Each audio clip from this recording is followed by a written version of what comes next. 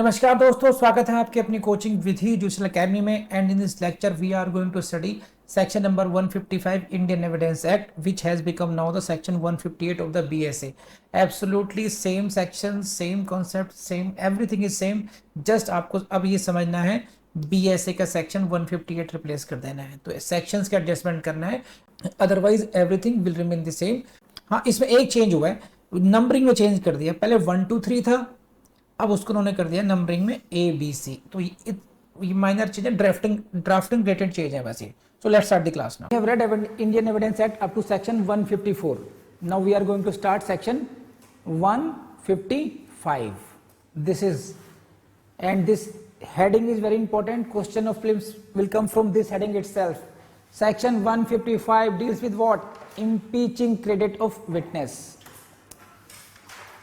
गवाह की विश्वसनीयता को इम्पीच करने का प्रावधान कहां पे दिया है, प्रोसीजर कहां पे दिया हुआ है? सेक्शन 155। तो सेक्शन से ही कई बार क्वेश्चन आया आपके उसमें ये। अब इसका थोड़ा बैकग्राउंड समझ लीजिए एक बार 155 को समझने के लिए। इससे पहले हम लोग इसकी लैंग्वेज पर जाएं बेरेट की। See this, I have made something very important for you. Please see this slide. There is a dispute or case going on between A and B. You can see the slide. There is a dispute or a case going on in the court between A and B. Got it? A in support of his case cites 3 witnesses, W1, W2 and W3. These are 3 witnesses on the side of A who are to come before the court to support the A. Got it? Now A calls W1 first. So it is a party calling him. So examination of W1 will be called examination in chief. You know it now? So examination in chief will be conducted by A because he is calling the witness W1. Now adverse party, that is B, will be called to cross examine this witness. Okay, now these are the tools for the cross examination. What? 138, section 138, 140, 145, 154. These are the sections which provide the provisions of cross examination in different ways. है कि नहीं है? हम लोग पढ़ चुके हैं सब ये। और 146 क्या कहता है? Questions injuring the character of witness को भी अलाउड करता है। हम लोगों ने देख लिया था, क्लॉज 3 थी, है ना? To shake the credit of the witness by injuring his character. तो ये सब हम लोगों ने अभी तक देख लिया क्रॉस एग्जामिनेशन में। बी का प्रयास क्या होगा? As a party to the case, B would like to discredit this witness. B की ये कोशिश होगी कि जो W1 विटनेस है, he is not speaking truth, he is telling lie, वो झूठ बोल रहा है। And court should not believe upon W1. It will be the endeavor of B. Is it okay? B का यही प्रयास होगा कि W1 जो विटनेस है उसको झूठा करार दिया जाए, कोर्ट के सामने ऐसे पेश किया जाए कि ये बताया जाए कि ये W1 विश्वसनीय नहीं है, W1 पर आप विश्वास नहीं कर सकते। ऐसी कोशिश होगी B की। तो B क्रॉस एग्जामिनेशन करेंगे, 138, 140, 145, 154 का सहारा लेंगे, 146 का ही सहारा ले सकते हैं। सही है? अब इससे एक अगला कदम, इनसे अलग 3 तरीके हैं। देयर आर 3 डिफरेंट वेज जहां पर इस विटनेस का क्रेडिट इंपीच किया सकता है। Impeachment of credit with the help of the procedure provided in section 155। Are you getting this point? Credit of the witness may be impeached by following the procedure given in section 155.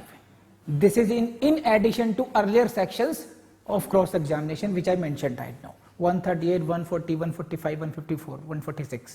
समझ में आई बात आपको? तो अब अगर witness को की विश्वसनीयता को आपने संदिग्ध करना है तो 155 में 3 तरीके दिए हैं अलग तरीके से। यहां पर तो आप केवल विटनेस को क्रॉस एग्जामिन कर रहे थे। देखिए समझिए, W1 विटनेस को आपने क्रॉस एग्जामिन किया, उससे प्रश्न पूछे। किससे प्रश्न पूछे? W1 से पूछे सेल्फ। इन सारे सेक्शंस में बी ने क्वेश्चन किससे पूछे? W1 से पूछे, और ये कोशिश की कि W1 पर विश्वास नहीं किया जा सकता। अब ये सारे मीन्स खत्म हो गए। अब इनसे अलग अन्य तरीके, इंडिपेंडेंट अलग विटनेसेस को ला करके इसकी विश्वसनीयता को खत्म करने की बात की जा रही है। वो है 155 में। जैसे किसी अलग विटनेस को बुलाना, इसके फेवर में मान लीजिए इसने बुलाया Z1 को। अब Z1 को बुलाए B, और वो ये कहे W1 तो बहुत झूठा इंसान है। समझे बात? अब नहीं समझ बात? अब पहले बार में क्या हो रहा है? पहला जो स्टेप है वो है W1 को ही क्रॉस एग्जामिन करना और उसको झूठा ठहराना, उसका क्रेडिट को शेक करना। सेकंड कैटेगरी कौन सी आ गई? अब हम we are taking help of other sources now to make him that court should disbelieve W1, court should not believe upon W1। अब समझ आई बात आपको? नहीं कि what is the difference between 155 and other sections. In earlier sections, are you getting this point?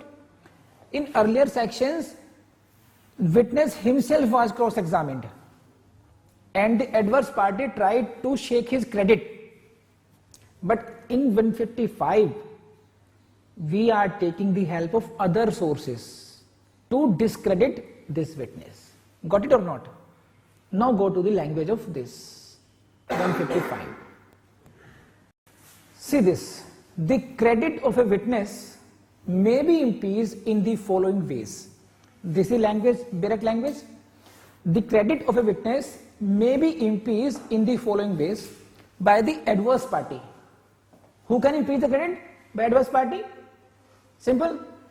Or with the consent of the court by the party who calls him. Got it?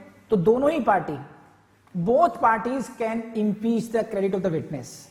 One, the adverse party, and also the party who calls him, but with the consent of the court. इस बात को समझे? फिर इस example में जैसे देखिए, ये जो विटनेस है W1, it was called by A. तो A is the party calling the witness. Got it? तो following the procedure of 155, 155 का जो प्रोसीजर दिया गया है उसको फॉलो करके this is the adverse party B can impeach the credit of W1. Got it? लेकिन अगर ए ही चाहता है अपने विटनेस को के क्रेडिट को इंपीच करना, कौन? A is the party who called the witness, then he can also impeach the credit of the witness but with the consent of the court. तो both parties, A can impeach the credit, B also can impeach the credit of W1.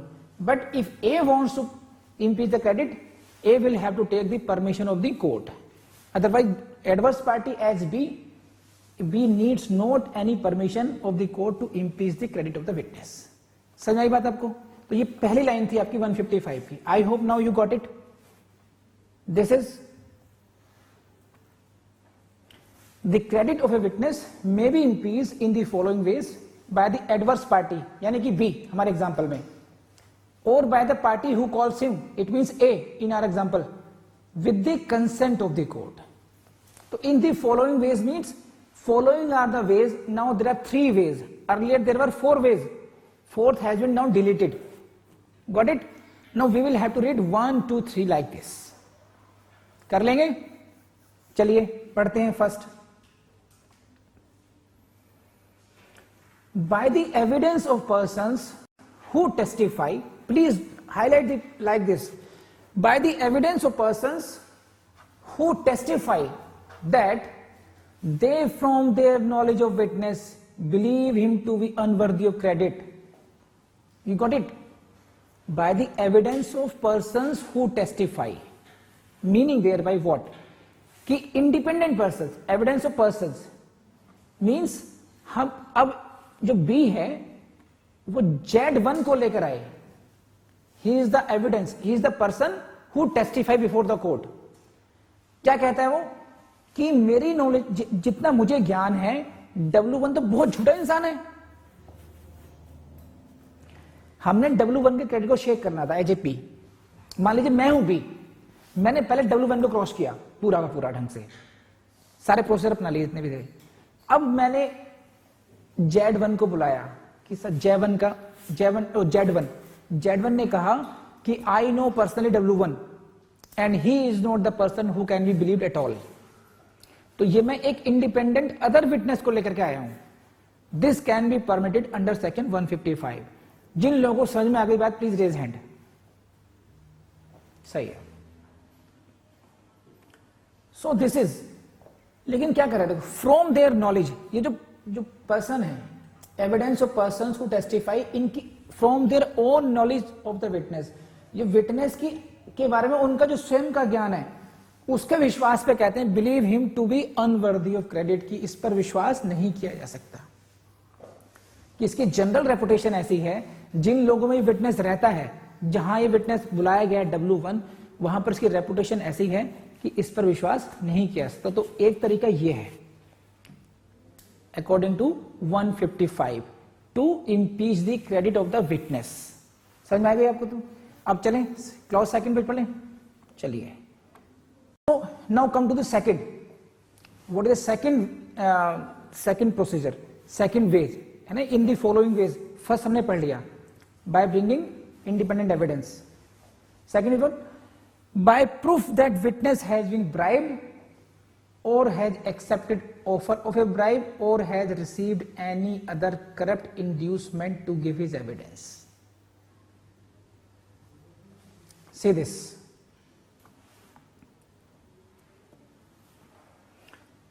By proof that first witness has been bribed, उसको घूस दी जा चुकी है, or the witness has accepted the offer of bribe, or has received any other corrupt inducement to give his evidence. तो W1 के बारे में यह कहा जाए थ्रू इंडिपेंडेंट एविडेंस कि this witness W1 he has been bribed, और ये अगर साबित कर दिया जाए देन इट कैन करेक्टर नहीं, that credibility of that credit of that witness can be impeached in that way also, कि that he has received any corrupt inducement, किसी प्रकार का वो करप्शन में आ चुका है, उसने झूठ बोला है कोर्ट में आने के लिए, ही हैज बीन ब्राइब्ड, उसने एक्सेप्टेंस कर लिया इन सब चीजों की, इसलिए कोर्ट के सामने झूठ बोला है। अगर ये सब आ जाए सामने कोर्ट के, तो then in that way also credit of a witness can be impeached. This is the second way of impeaching the credit of a witness as per section 155। कितने लोगों के पास समझ में आ गई? जिनको नहीं आई बताइए मुझे, नहीं आई आपको बात? देखिए मैं आपको समझाता हूं कि ये जो भाई साहब बैठे हैं यहां पर, इनको बुलाया ए ने, अभी मैंने दिखाई दी ना स्लाइड, ये रही स्लाइड। चलिए W1 आए और उन्होंने इनका केस को सपोर्ट किया, सही है, मैंने उसको क्रॉस एग्जामिन कर लिया। अब मैंने आपको बुलाया एज ए विटनेस और आपने कहा कि ये जो W1 है, ये रहे फोटोग्राफ्स, इस W1 ने इस ए की सपोर्ट में गवाही देने के लिए रिश्वत ले रखी है। तो अगर ये बात प्रूव हो गई, रिश्वत लेना प्रूव हो गया, तो फिर W1 में बिलीव करेगी कोर्ट? बस यही प्रूव करना है कि W1 का क्रेडिट किस तरीके से इंपीच किया जाए। तो ये भी एक तरीका है। If there is possibility then evidence can be given of this fact. क्या evidence? By proof that the witness has been bribed or has accepted the offer of a bribe or has received any other corrupt inducement to give its evidence. समझ में आई बात आपको? तो this is the second way of, and please mind it, 155 में you will see a question on 155 itself in prelims में तो कह रहा हूं मेंस में। तो प्लीज आपको जो 155 की लैंग्वेज है, you should remember, you should learn this language in as it is form, क्योंकि the moment I give you space कि आप अपनी लैंग्वेज यूज कर लें, आप कोई ना कोई इंपॉर्टेंट फ्रेज छोड़ देंगे उसमें। वो तो कोशिश कीजिए लिख के याद कीजिए बार बार 155 को कि कौन कौन से वेज में क्रेडिट को इंपीच किया जा सकता है। बड़े हैं अब एक बात समझिए, ये जितने भी सेक्शंस हैं, whether in 145, 154, 138, 140, whatever it may be, they don't work in isolation. They work in combination. ऐसा नहीं है कि किसी एक खास केस में एक ही सेक्शन अप्लाई होगा, यू में अप्लाई ऑल सेक्शंस की क्या परमिटेड है क्या परमिटेड नहीं है। समझे? कौन कौन से क्वेश्चन किए जा सकते हैं, कौन कौन से नहीं, लीडिंग क्वेश्चन कब पूछा जा सकता, कब नहीं पूछा जा सकता। तो you will have to see all the entire sections and that is why evidence act becomes a little bit complicated here. जैसे for example, if there are provisions regarding proof of will, तो या और the documents required well to be tested 68 to 72, 3-4-5 section pack है हर जगह, है कि नहीं है। Character when relevant 4 sections, opinion when relevant few sections. लेकिन जो एग्जामिनेशन ऑफ द विटनेसेस वाला चैप्टर है शुरू होता है, ये सेक्शन 118 से स्टार्ट हो जाता है, बल्कि चलिए 136 से मान लीजिए 134 से 167 तक कहीं ना कहीं आपस में इंटरप्ले करते हैं सारे सेक्शंस ये। तो दैट इज व्हाई आपकी कॉन्सेप्ट क्लैरिटी इन सेक्शंस की और उनको बहुत अच्छी मेमोरी में होना आपके लिए बहुत जरूरी है। आप समझ रहे बात को? आपको मीनिंग बहुत अच्छी तरह आना चाहिए, चीफ एग्जाम चीफ का, क्रॉस एग्जामिनेशन का, री एग्जामिनेशन का, और लीडिंग क्वेश्चन का meaning, when leading question can be asked, when not, किस स्टेज पे पूछा जा सकता है, कब नहीं पूछा जा सकता। 145 में प्रीवियस स्टेटमेंट से कब करेंगे, कब अटेंशन ड्रॉ करेंगे, कब अटेंशन ड्रॉ नहीं करेंगे, 154 में क्या रूल दिया हुआ है। ऑल दिस आपको इन सारे सेक्शंस को बहुत अच्छी तरीके से पकड़ बनानी पड़ेगी। Only then you can answer in very good way. And इसमें, and this is very favourite subject for interview. Interview में यहां से बहुत क्वेश्चन बनते हैं कि एक कोई भी हाइपोथेटिकल आपको सिचुएशन दे जाएगी, ये क्वेश्चन परमिटेड है या नहीं है। अच्छा, ये क्वेश्चन रेलिवेंट है तो कौन से सेक्शन में रेलिवेंट होगा, तो आइडेंटिफाई करना बहुत मुश्किल पड़ेगा आपको। सबसे अच्छी तरीका ये मैं आपको समझा रहा हूं, एक एक बात बहुत बारीकी समझा रहा हूं, उसके बाद कम से कम 10-10 बार हर सेक्शन को लिख के देखिए आप, जब तक कि आपके दिमाग में बहुत अच्छी तरह से घुस ना जाए। वो बेयर एक्ट को आप एक ही रीडिंग में पढ़ के समझ पा रहे नहीं समझ पा रहे, ये क्राइटेरिया है खुद को जज करने का। If you can understand A section in the first reading itself, it means you have the concept clarity. अगर आप उसको कई कई बार पढ़ना पड़ रहा है समझने के लिए, it means you need time, आपको उसको और अच्छा करने की जरूरत है अभी। ये टेस्ट खुद टेस्ट कर लीजिए इसको आप। ये तो ये सेकंड समझ में आया आपको। बढ़ते हैं थर्ड पर। By proof of former statements inconsistent with any part of his evidence which is liable to be contradicted, and this is very very important, this is very very important. Third way of impeaching the credit as per section 155 क्या कहता है? बाय proof of former स्टेटमेंट्स inconsistent with any part of his evidence which is liable to be contradicted, and here you should remember the section 145। यहां से देखिए आप section 145 की याद दिलाता हूं आपको। हमने उसमें क्या था? It was regarding cross examination as to previous statements in writing. You got it? This statement was in writing. It was the previous statement in writing 145 में। अब यहां पर हम क्या बात कर रहे हैं? 155। By proof of former statements inconsistent with any part of his evidence, यहां में illustration देखिए आप लोग, तब समझेंगे शायद ज्यादा अच्छी। This is an illustration. See this. A sues B for the price of goods sold and delivered to B. A ने B पर मुकदमा किया पैसों के लिए, रुपये के लिए, कि जो माल मैंने आपको बेचा है और डिलीवर कर दिया उसका पैसा दो। A के इंटरेस्ट में, A के फेवर में C का बयान आया है। What is C says? देखो Anand, C says that he delivered the goods to B, कि मैंने उन गुड्स को, सामान को B को डिलीवर कर दिया था। This is the statement of C. It is in favor of A. Evidence is offered to show that on previous occasion he said that he had not delivered goods to B. कि C ने किसी पहले मौके पे ये भी कहा था कि मैंने B को माल नहीं दिया है। इस बात का एविडेंस दिया जा सकता है अब, और दिस एविडेंस इज एडमिसिबल। समझे बात? अब नहीं सी ने इस केस में आगे क्या कहा, ए के फेवर, ए ने जो मुकदमा किया बी पर, सी को गवाह के रूप में बुलाया गया और सी ने कहा कि देखो मैंने दिया था माल जाकर बी को, ये बात प्रूव हो गई। तो अब सी के क्रेडिट को इंपीच करने के लिए सी का ही एक प्रीवियस स्टेटमेंट दिखाया गया उसको कि देखो तुमने उस मौके पर यह कहा था कि मैंने वो सामान बी को नहीं दिया था। समझे बात, अब नहीं समझे आप ये?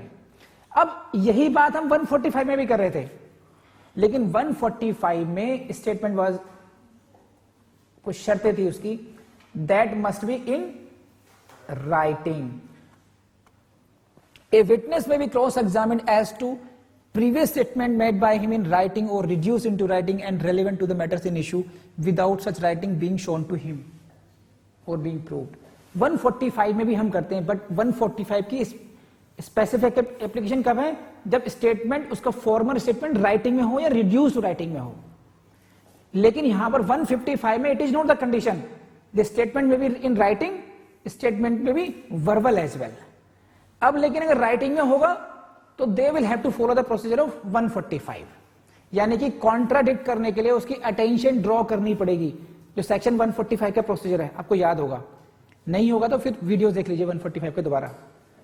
145 में क्या बात थी, दो बातें थी, क्रॉस एग्जामिनेशन कर सकते हैं फॉर्मल स्टेटमेंट का, लेकिन अगर कॉन्ट्राडिक्ट करना है तो जिस पोर्शन से कॉन्ट्राडिक्ट करना है आपको विटनेस की अटेंशन ड्रॉ करनी पड़ती है, attention of the witness has to be drawn towards that part। तो 155 में जनरल बात कही गई है,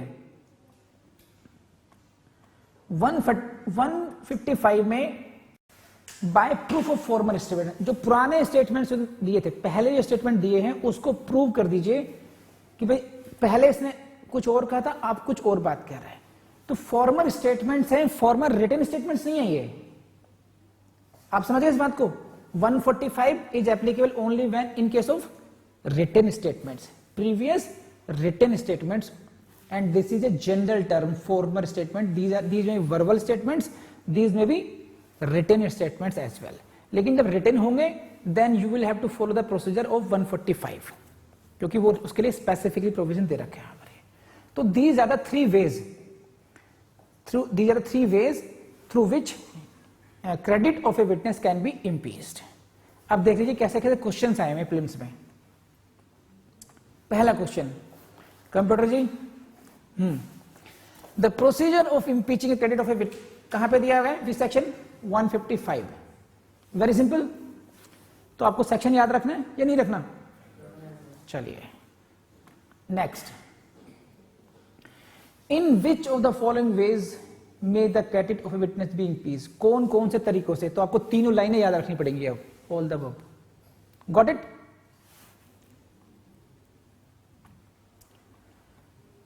Which of the following provision of Evidence Act was omitted by Amendment Act 2002? This is 155(4). It has been omitted now. अब तीन बचे ना, fourth has been omitted. नहीं है समझ में? Very simple. These are three different questions now. हाँ जी, अब अगला पढ़ लीजिए, अभी एक्सप्लेनेशन पर आ जाइए। अभी क्या कहते हैं, a witness declaring another witness to be unworthy of credit। अभी था ना, पहले भी से पढ़ा था हमने कि विटनेस को कह सकते हैं तो विश्वास के योग्य नहीं है। जो पहला वे था क्लॉज 155 की क्लॉज 1, उसकी बात कर रहे हैं, मैं उसको लेकर आता हूं यहां पर अभी। Let's see this explanation, what it says, a witness declaring another witness to be unworthy of credit may not upon his examination chief give reasons for his belief। जब वो एग्जामिनेशन चीफ होगा तो वो क्यों उसको विश्वसनीय अविश्वसनीय कह रहा है, क्यों दूसरे को झूठा कह रहा है, उसके रीजंस बताने की उसको जरूरत नहीं है। कब? एग्जामिनेशन चीफ में। मान लीजिए मुझे बुलाया गया और मैंने कहा कि ये तो बहुत झूठ, संसार का सबसे झूठा आदमी है ये, तो I need not to give my reasons to say so in my examination chief, you got it?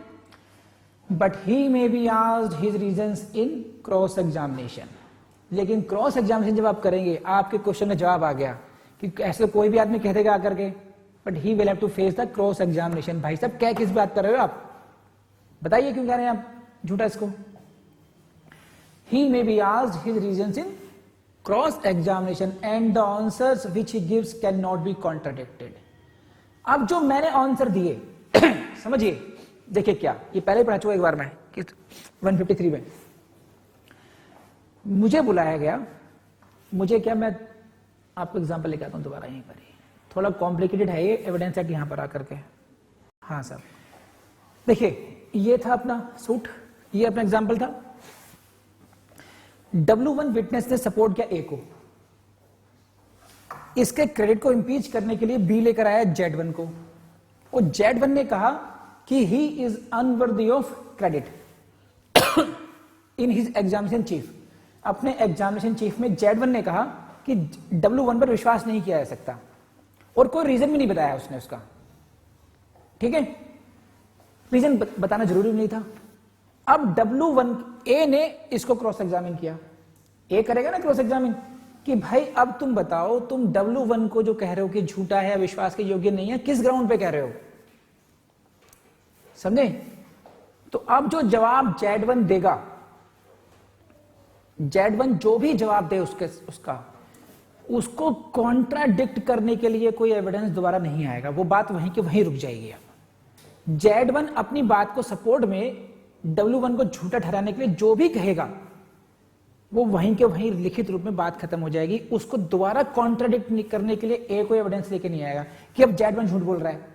वरना क्या होगा, केस किसके बीच में था, A और B के बीच में, केस किसके बीच में था, A और B के बीच में।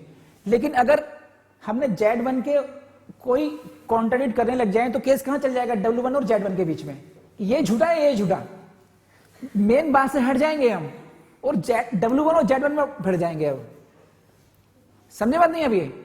तो whatever Z says in cross examination to justify his averment in examination chief that W1 is unworthy of credit, that will end there. No contradictory evidence will be allowed to contradict him. लेकिन अगर मान ली Z1 ने झूठ बोला हो तब क्या होगा, देन उस पर गिविंग फॉल्स एविडेंस का मुकदमा चलाया जा सकता है। समझ में आता है आपको नहीं आई? ये बात हमने 153 में ही पढ़ी थी, इससे मिलती जुलती, if you remember this.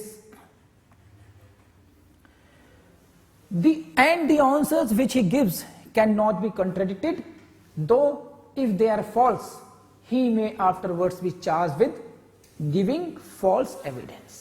Why the question asked in prelims, कितना लेंथी क्वेश्चन था।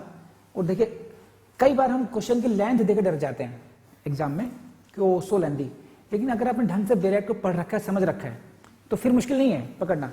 A witness declaring another witness to be unworthy of credit may not upon his examination chief give reasons for his belief, but he may be asked his reasons in cross examination. ये पूरी की पूरी language कौन सी हो गई, explanation की हो गई।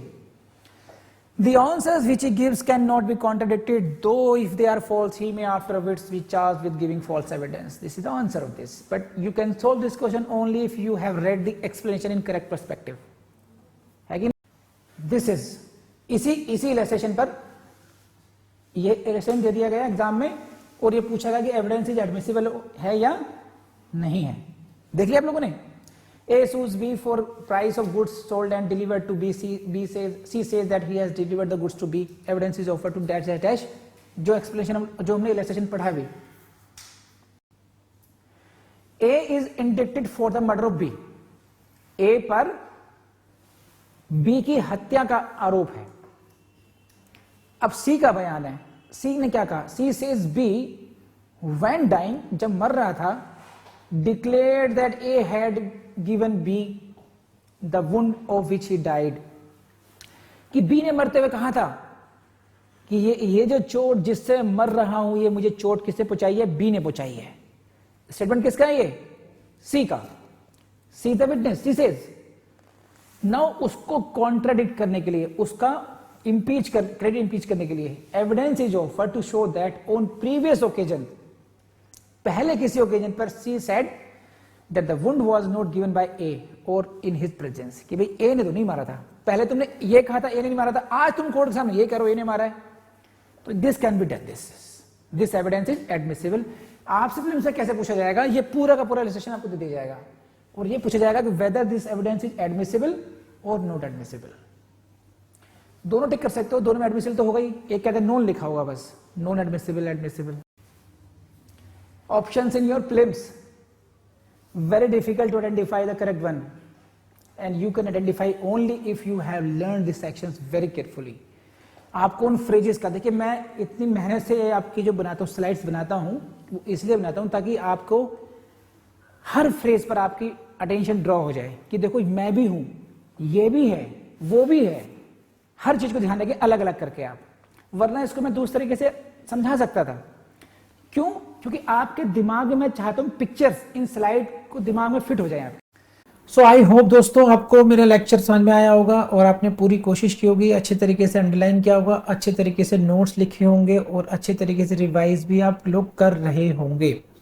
अब एक नया मसला आ गया है सबके सामने कि भाई 3 इयर्स की हो गई है, 3 इयर्स की प्रैक्टिस मैंडेटरी हो गई है। तो मैं तो आपको यही कहूँगा कि अगर हमारा ड्रीम पक्का है, अगर हमें बनना ही बनना है, तो कब ये 3 साल गुजर जाएंगे आपको पता भी नहीं चलेगा।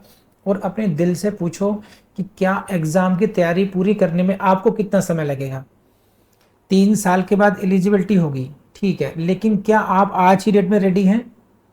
तो आपको अंदाजा लग जाएगा कि 18 से 24 महीने तो हमें एग्ज़ाम की तैयारी में भी लगते ही हैं। दूसरी बात, यूजीसी का जो एग्ज़ाम है उसके प्रोसेस में भी 9 मंथ्स टू 1 ईयर लग जाता है। आपने देखा होगा, पहले वो नोटिफिकेशन आएगा, फिर वो डेट डिक्लेयर करते हैं प्रीलिम्स की, वो फिर होगा उसका रिजल्ट आएगा, फिर उसके